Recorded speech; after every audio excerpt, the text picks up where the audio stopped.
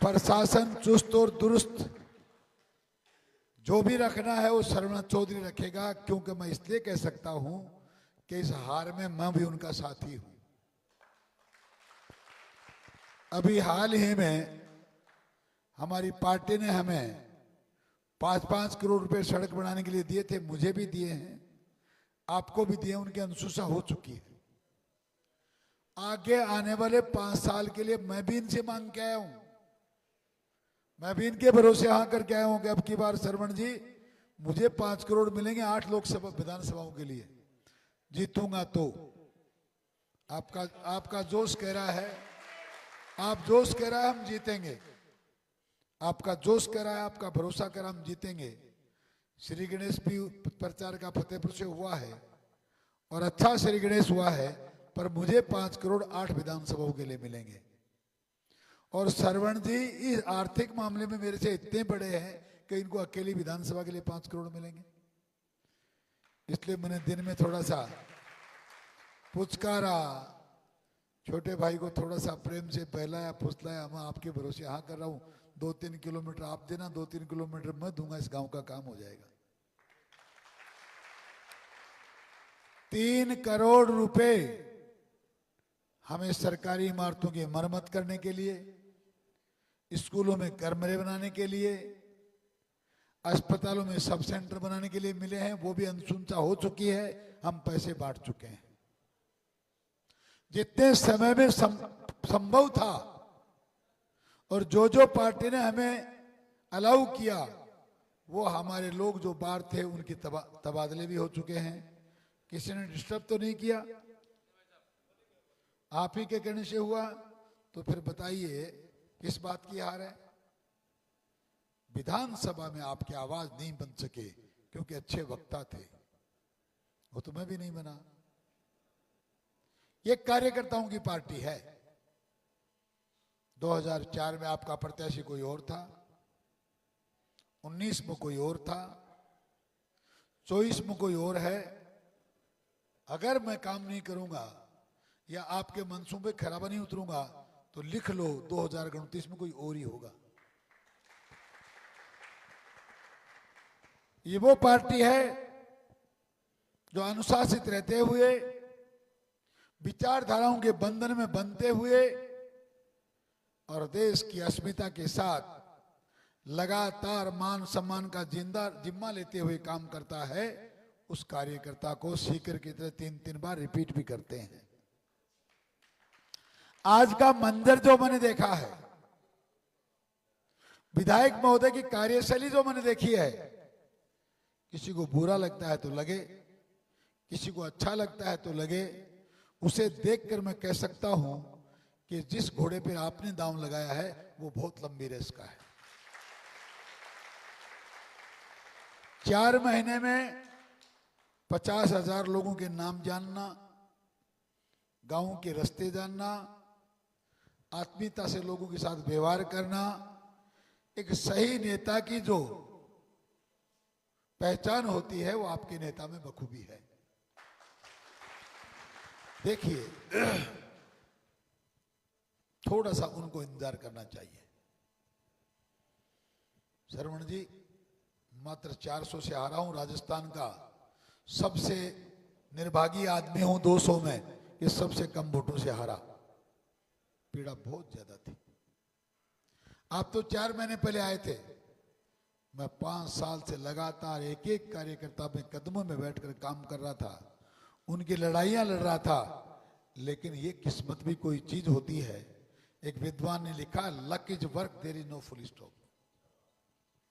पर किस्मत सारी हम सनातनी लोग हैं, हम ग्रहों को मानते हैं, हम खगोल को मानते हैं, हम भूगोल को मानते हैं। उस दिन स्टार काम नहीं कर रहे थे, आज कर रहे हैं। इसलिए आपके भाई के रूप, बड़े भाई के रूप में भी काम करूंगा और एक सांसद के रूप में भी काम करूंगा। पर यह बीजेपी है। मैं पार्टी का ज्यादा वर्तान नहीं करना चाहता, पर भजन लाल जी की टिकट कहीं और की फाइनल हो चुकी थी, वहां सफलता आसान नहीं थी, बहुत ज्यादा चिंतित वो थे। किस्मत से सवतई चर्चा किसी और की थी, टिकट मुख्यमंत्री महोदय की बदल गई, जीत गए। कोई सोच नहीं रहा था, जब तक वो पर्ची जेब से निकली नहीं तब तक भगवान के सिवा किसी को पता नहीं था मुख्यमंत्री बनेगा कौन। ये किस्मत का ताला कब खुल जाए, आप चेयरमैन बन जाएं किसी आयोग के, कैबिनेट के मंत्री बन जाएं, कोई बहुत बड़ी बात नहीं कर रहा हूं मैं, बड़ी बात नहीं कर रहा हूं मैं। जैसे जैसे हमारे यहाँ फिर अब हमारी पार्टी ने तय किया है राज्यसभा भी अब राजस्थान का आदमी जाएगा, दूसरे प्रांत का नहीं जाएगा, ये उन्होंने तय किया।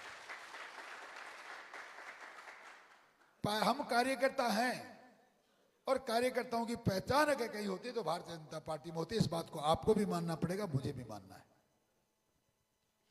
सफलता असफलता एक सिक्के के दो पहलू हैं। मैं भी हारा, आप भी हारे, मैं तो इतना भरोसा दिला सकता हूं सारे कार्यकर्ताओं को, मैं जीतकर उस संसद में जाऊंगा। तो मैंने आज मुहूर्त किया है, मुहूर्त के दूसरे दिन आता तो हो सकता है मैं जो शब्द अभी बोलने वाला हूं या कुछ देने वाला हूं वो किसी और को दिया था तो या तो मैं झूठ बोलता या आपके साथ गद्दारी करता या फिर वहां से कुछ बचा के लिया था तो आपको दे जाता। पर आज चूंकि मेरे मुहूर्त का पहला दिन है, आपको 5 साल लगातार इस क्षेत्र के विधायक से ज्यादा मानता हुआ एक सांसद का आधा अंग मानूंगा, इस बात का भरोसा रखें। आप निश्चिंत रहें।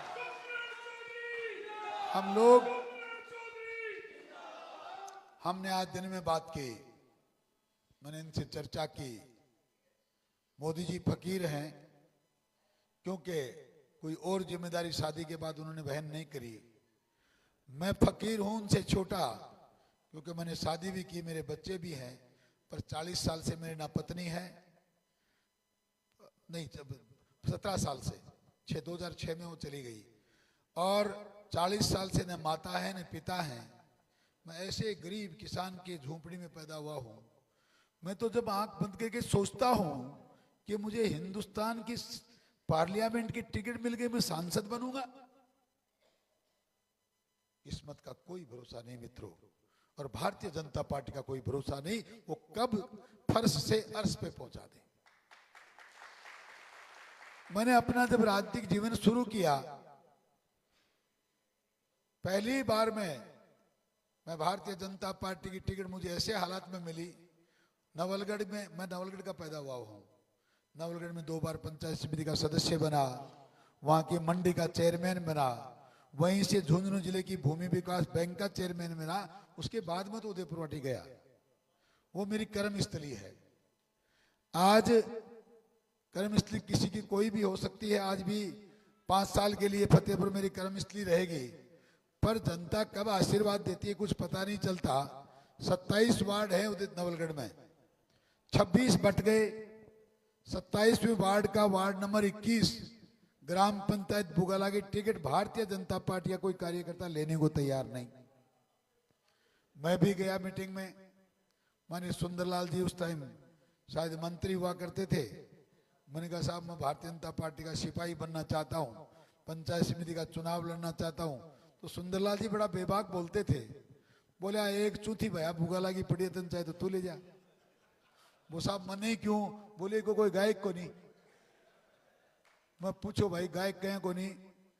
उससे पहले संतोष जी चुनाव लड़ चुके थे, उन्होंने कहा मैं पार्लियामेंट लड़ने गई थी, 7000 वोट में मेरे को 250 मिले, इसलिए कोई नहीं लेना चाहता। मैं आपके चैलेंज को बड़ा स्वीकार करता हूं और सम्मान करता हूं इस बात का। आदमी को दिल पे लेनी चाहिए बात को। मैंने कहा मेरे को दे दो। उस टाइम आप यकीन नहीं कर सकते, मैं जिस कंपनी में का डायरेक्टर था उसका टर्नओवर था साल का 7000 करोड़ रुपया। मैंने उस कंपनी को छोड़ा, बच्चे उस टाइम बड़े नहीं थे, उस काम को पकड़ा।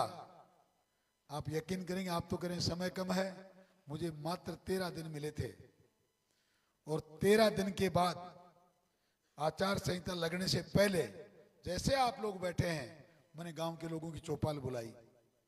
मैंने कहा आओ, मेरे सामने चुनाव लड़ने वाला उस वक्त का उपगला ग्राम पंचायत का सरपंच था, माननीय शरण कुमार जी जो आपके यहाँ पार्लियामेंट का चुनाव भी लड़ चुके, उनका समधी था रियल। और दूसरा व्यक्ति विद्याधर बुगालिया जिसकी फैक्ट्रियां चलती हैं बंबई तक, वो दो व्यक्ति उस गांव के रहने वाले मेरे सामने चुनाव लड़ रहे थे। अब बताओ, गांव का व्यक्ति वर्तमान में सरपंच, कहां से मैं चुनाव जीतूं? लोगों ने कहा बात बढ़ेगी नहीं। मैं कोई बात नहीं, 10 दिन खेल लिए, गांव के लोगों से परिचय कर लिया। मेरा एक कहना तो मानो। बोला बोलो।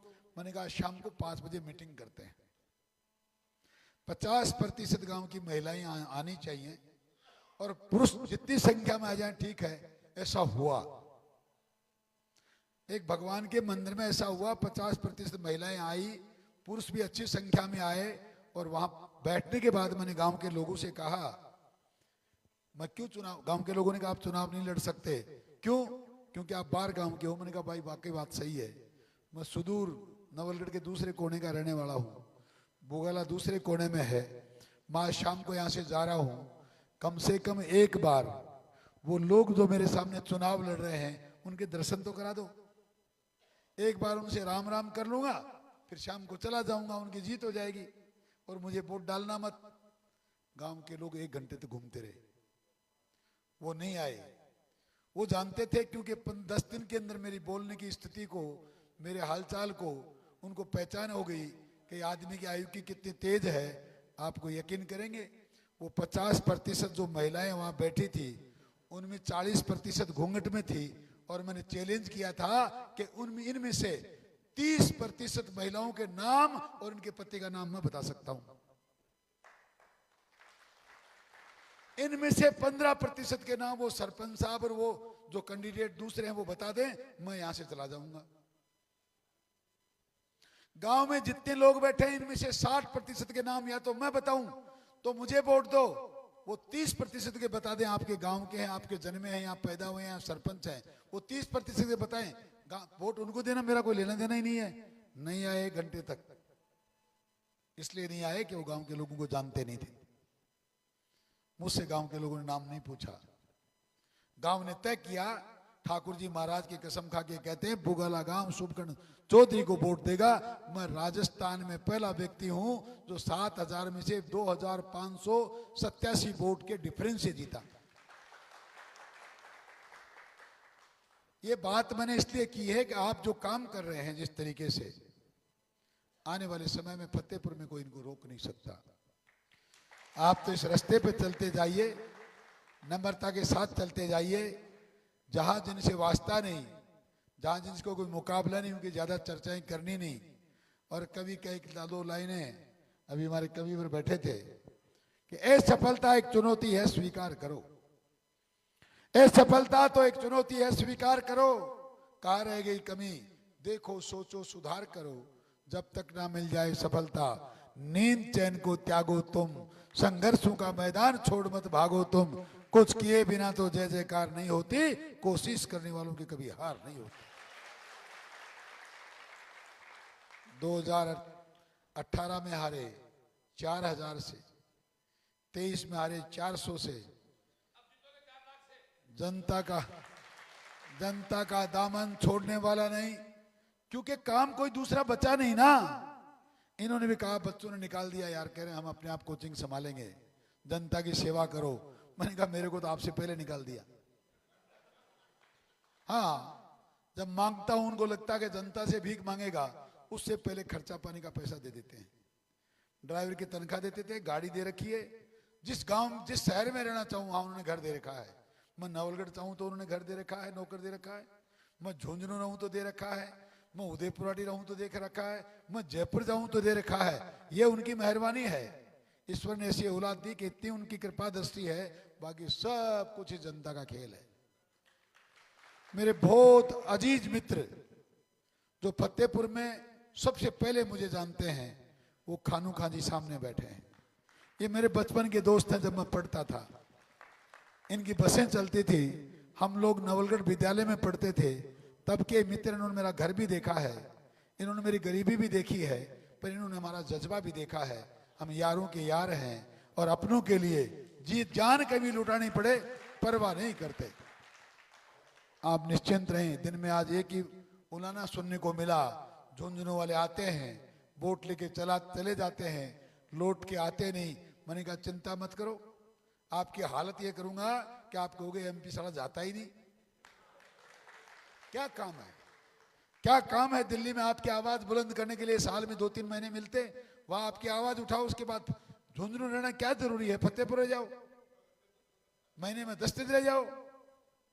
आप निश्चिंत रहें, भारतीय जनता पार्टी के कमल के फूल को स्थायी रूप से खिलाने के लिए फतेहपुर में जो करना पड़ेगा करेंगे, साथियों की भावना के अनुसार काम करेंगे। एक एक गांव, एक एक ढाणी में जितना विकास हमसे बन पाएगा वो विकास करेंगे। इस जनता को बहुत ज्यादा विकास चाहिए भी नहीं। 13 से 18 में मैंने उदयपुर वाटी का वो विकास किया, 200 साथी थे मेरे विधानसभा में, मेरे जैसे सड़कों का जाल कोई बिछा नहीं पाया, मेरे जैसा विकास कोई कर नहीं पाया, फिर भी चुनाव हार गए ना। ये चुनाव समीकरण का है और वोट विकास का नहीं मिलता, वोट तो आंट को मिला है।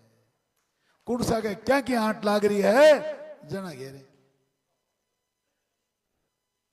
फिर हम एक अनुशासित पार्टी के सिपाही हैं। श्रवण जी ने कोई गलत नहीं कहा। जब पार्टी एक है, जब ध्येय एक है, जब मोदी जी को प्रधानमंत्री बनाना है, शुभकर्ण चौधरी को सांसद बनाना है, तो नौकरी खोलने का मतलब क्या है? आप जब एक साथ बैठ ही नहीं सकते, मैं जब आपको संभाल ही नहीं सकता, मैं आपको निवेदन करूं, जानू जी अच्छी तरह जानते हैं, इनका एक मित्र है रामनिवास सैनी, कांग्रेस का चेयरमैन है उदयपुर वाटी में। कांग्रेस की तो नहीं है, उन दिनों वहां एक महामना है, आजकल तो वो कौन सी शिवसेना के हैं, कभी बसपा के हुआ करते थे, कभी कांग्रेस के भी हुआ करते थे। उन्होंने भारतीय जनता पार्टी का एयर कंडीशन शौचालय उदयपुर वाटी में आज तक 70 साल में किसी ने एक यूरिनल नहीं बनाया। उस शहर में हर चौराहे पे, हर गली में 7-7 सुलभ शौचालय मैंने बनाए, हवेलियों को तोड़ा, गड्ढों को तोड़ा, पर जनता को सुविधा दी।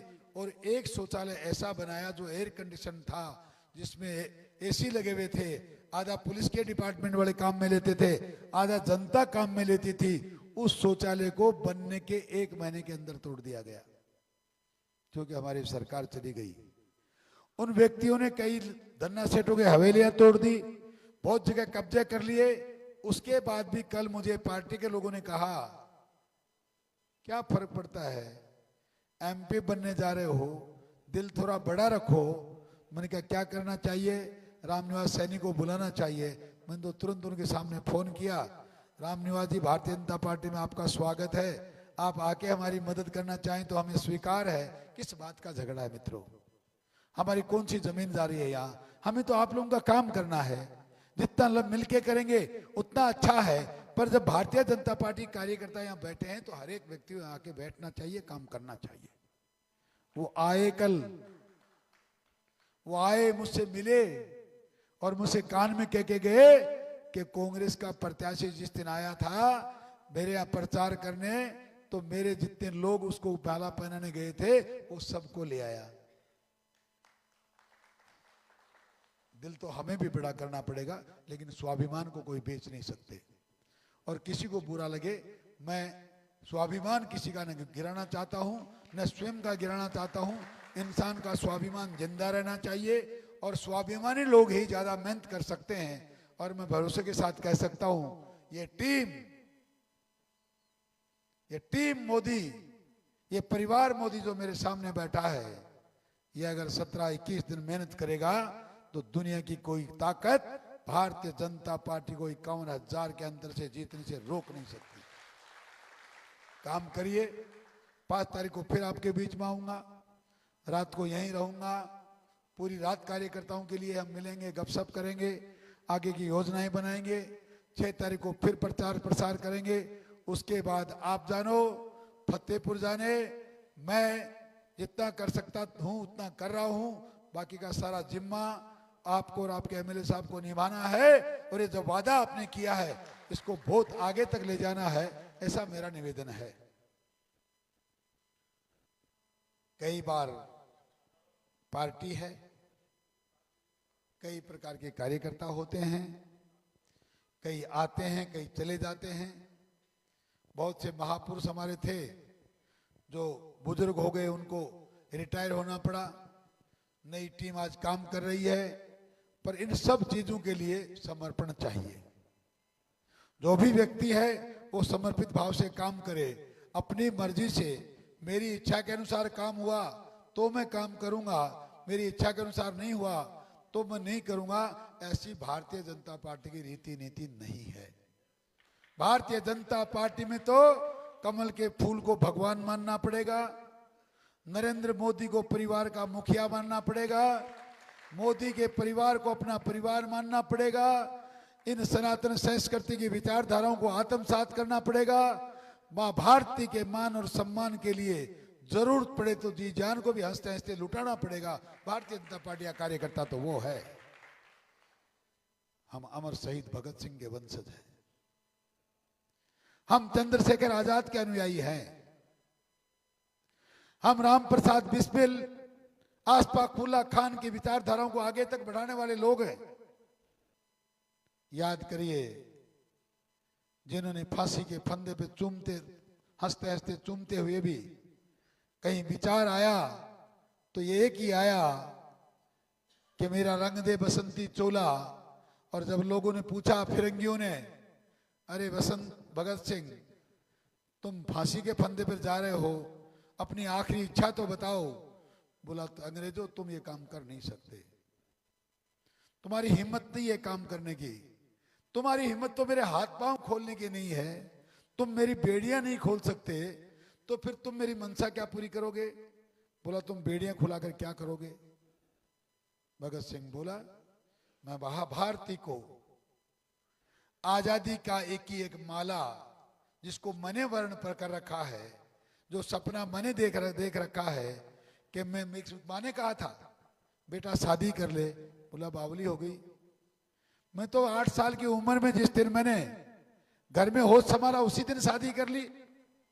मेरी दुल्हन मेरी आजादी है, हिंदुस्तान की आजादी मेरा गहना है, हिंदुस्तान की आजादी मेरा मुकुट है, वो मैंने प्राप्त कर लिया। मैं तो दीवाना हूं उसका, उसी के लिए जीता हूं, उसी के लिए मरता हूं। तो फिर उन्होंने अंग्रेजों से कहा, मेरा अंतिम समय आ गया, मैं अपनी दुल्हन को अपनी माला पहनाना चाहता हूं, हिंदुस्तानियों को कहना चाहता हूं, ए मेरे बाद आने वाले भारत के लोगों, ए मेरे नौजवानों, इस आजादी का वर्ण तो मैंने किया था, पर मैं साक्षात रूप से अपना नहीं पाया। हो सके और मां भारती के लाल हो तो तब तक चैन की सांस लेना मत, तब तक ये देश आजाद नहीं हो जाए। हम उन लोगों के वंशज हैं, 18-18, 25-25 साल की उम्र में जिन लोगों ने अपने आप को बलिदान कर दिया, फिर हम लोग मां भारती की चर्चा ना करें, आजाद हिंदुस्तान की आजादी को बनाए रखने के लिए काम नहीं करें, तो फिर हम किसी के साथ न्याय नहीं कर रहे। आओ हम उन लोगों के सपनों को साकार करें। आओ, हिंदुस्तान वाकई एक बहुत अच्छे रास्ते पे चल पड़ा है। 19 तारीख को सब मिलकर मोदी जी के उस सपने को पूरा करें, इस 400 को आंकड़े को पूरा करें, इस 4 लाख के आंकड़े को पूरा करें, इस मोदी के परिवार को इतना बढ़ा दें कि वो 2047 में इसको विकसित राष्ट्र बनाना चाहते हैं, इस काम को 2040 में पूरा करें, तब हमारा कार्य करना उचित है। आप लोग यहाँ देर रात तक बैठे हैं, 2 दिन से पता नहीं, गला पहले दिन थोड़ा ज्यादा खराब हो गया। आपका आज का माइक तो अच्छा था, पर दिन में पता नहीं कई बार समस्याएं हो जाती हैं, इसलिए बहुत ज्यादा ढंग से बातचीत नहीं हो पाई। फिर भी मैं समझता हूं कि मेरे विचारों को आपने सुना होगा और इन पे अमल करने की कोशिश करेंगे। आप तो एक ही लक्ष्य समझना कि आने वाली 19 तारीख वो भगत सिंह की आज़ादी को वर्ण करना ही है, वो मोदी जी के सपनों को साकार करना ही है। इसलिए आओ मोदी का परिवार बनकर मोदी के परिवार को दुनिया का सबसे बड़ा परिवार बनाएं। आपका बहुत बहुत धन्यवाद।